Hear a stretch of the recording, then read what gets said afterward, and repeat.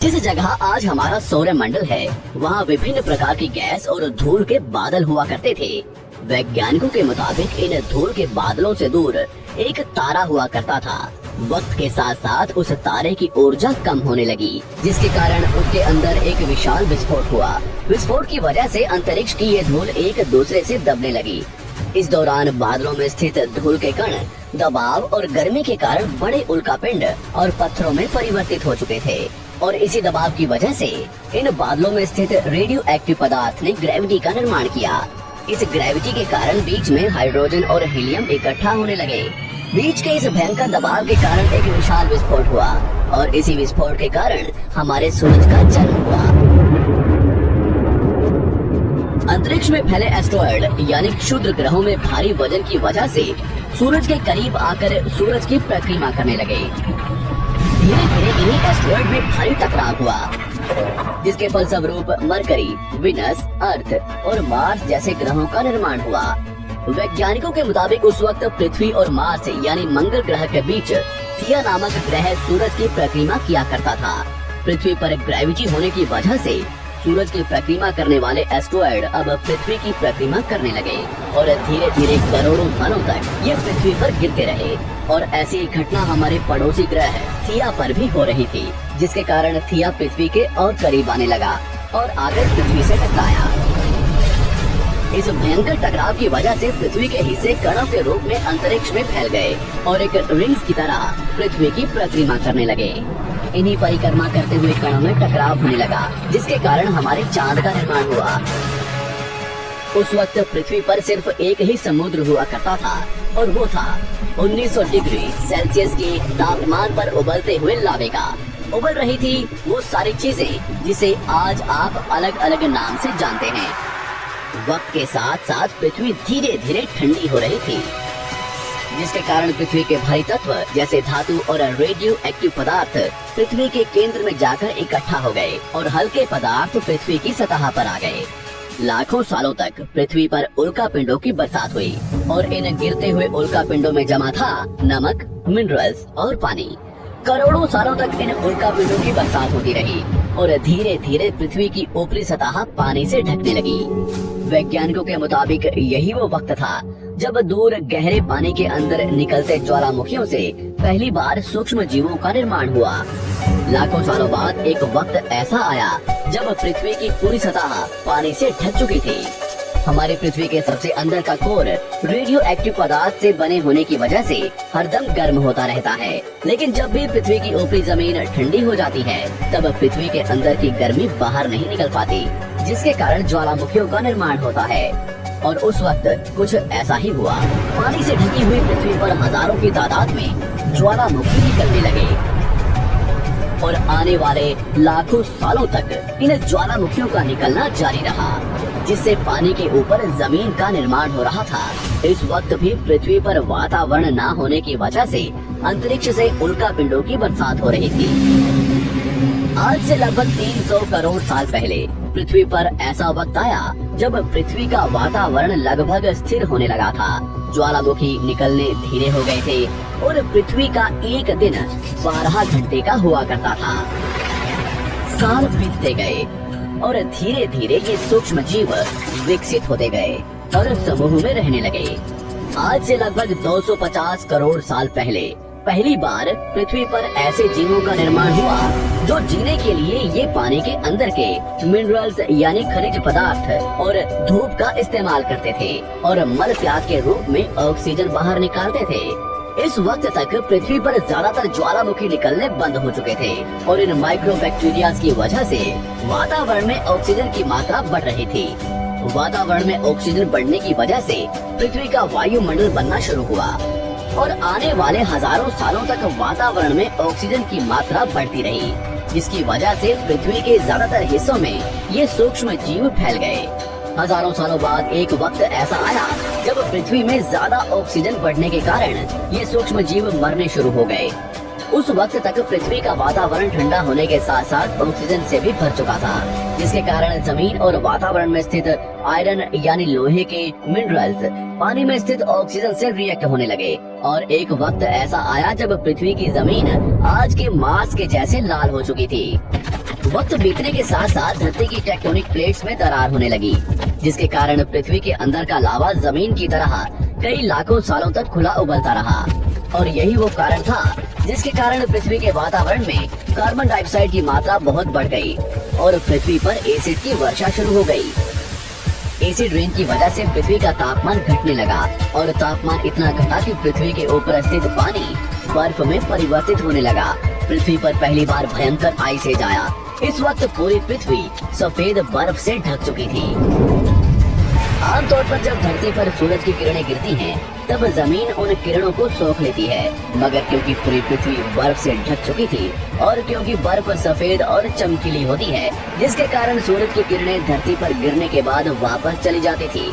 इसी कारण से पृथ्वी कई लाखों सालों तक बर्फ से ढकी रही, मगर फिर से पृथ्वी के अंदर स्थित गर्मी ज्वालामुखी के रूप में निकलना शुरू हो गई और इन ज्वालामुखियों से निकलने वाली गर्मी ने बर्फ को पिघलाना शुरू कर दिया।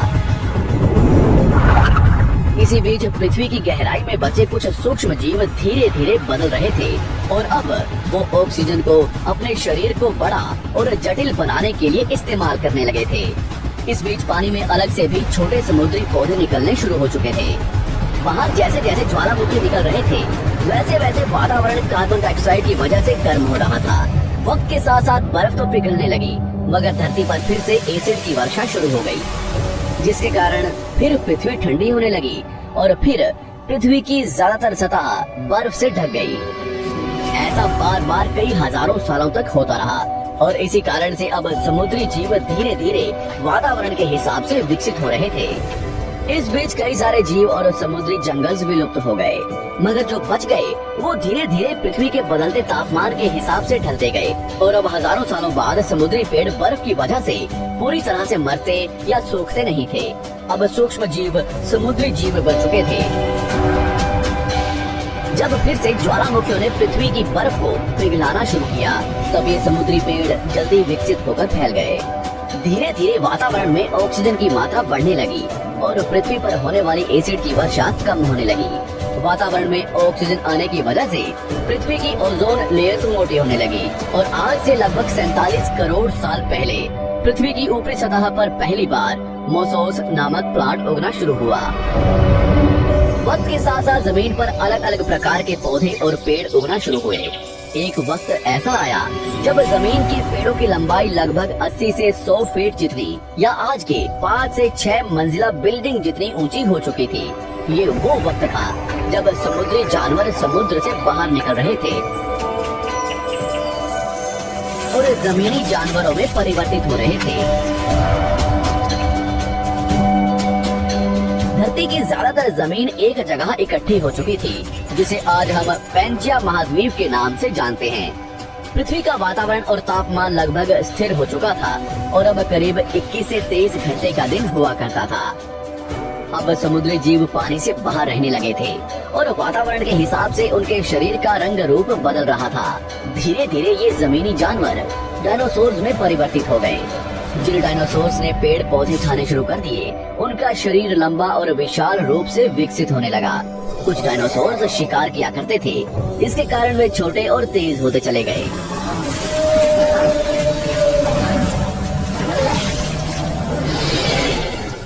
पृथ्वी की ऊपरी जमीन एक जगह इकट्ठी होने के कारण ज्यादातर जमीन रेगिस्तान और बंजर हो चुकी थी।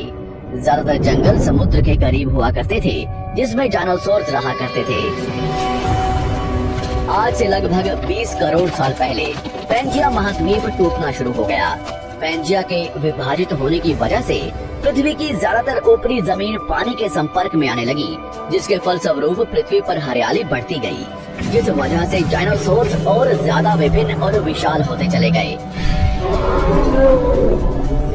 डायनासोर्स ने आने वाले लगभग 20 से 30 करोड़ सालों तक पृथ्वी पर राज किया। उस वक्त डायनासोर्स समुद्र से लेकर जमीन और आसमान तक पूरी पृथ्वी पर राज किया करते थे। इस दौरान अफ्रीका से टूटा भारत सीधे आकर आज के तिब्बत से टकराया और इस टकराव की वजह से हिमालय का निर्माण हुआ। आज से लगभग 6.5 करोड़ साल पहले पृथ्वी की तरफ आज के माउंट एवरेस्ट से भी बड़ा लगभग 4.5 लाख करोड़ किलो जितना वजनीय उल्का पिंड लगभग 80,000 किलोमीटर प्रति घंटे की स्पीड से पृथ्वी की तरफ आ रहा था। पृथ्वी की सतह को छूते ही उसमें भयंकर आग लगी और वो जलते हुए सीधा पृथ्वी से टकराया। इस टकराव से निकलने वाली ऊर्जा आज के 10 करोड़ परमाणु बम एक साथ फटने के बराबर थी। जहाँ ये उल्का पिंड गिरा, वहाँ के जानवर और पेड़ तुरंत भाप बनकर जल गए। गिरते ही पृथ्वी पर पूरी तरह धूल फैलने लगी। समुद्र में भयंकर बाढ़ आने लगी। भूकंप और आग ने पृथ्वी को जलाना शुरू कर दिया। कुछ ही घंटों में पूरी पृथ्वी के वातावरण में हानिकारक गैस और धूल की वजह से पृथ्वी नर्क हो चुकी थी। डायनासोर, घुटन, आग और भूखमरी से पूरी तरह विलुप्त हो गए। इस वक्त हमारे पूर्वज जमीन के अंदर रहा करते थे, जिसके कारण वो इस विशाल प्रलय से बच गए। पृथ्वी का वातावरण पूरी तरह से काला और अंधेरा हो चुका था, जिससे धूप भी जमीन तक नहीं पहुंच पा रही थी। पृथ्वी के पेड़ और ज्यादातर जानवर विलुप्त हो गए।